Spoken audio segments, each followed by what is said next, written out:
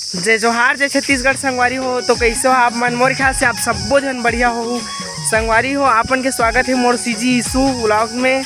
और बहुत दिन बाद संगवारी हो, मौसम थोड़ा सा चेंज हुए, मतलब धान वान तो हमारे गांव के पूरा सब साइड के मतलब खार के लुआ गए वैसे लगा थे। और लुआ गए है सब साइड के, आप मन देख सकते हो पीछे भी है रोड साइड।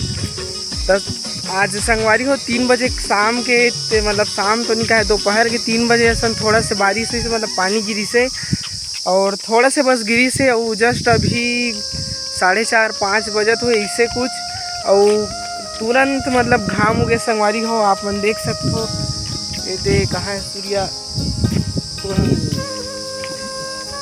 और हम घूमे बन निकले हैं संगवारी हो इस साइड, मंदिर साइड, बहुत दिन बाद। तो संगवारी हो आप मन देख सकते हो हमारे गांव में मतलब पानी गिरत है और हवा भी करत है। आप मन ला आवाज़ सुनाई देत होगी। मतलब रोड पूरा कच्चा हो गया संगवारी हो, ठीक ठाक गिरत वैसे पानी है, आप मन देख सकते हो। तो बस आज के लिए इतना ही संगवारी हो, तब तक के लिए बाय बाय संगवारी हो।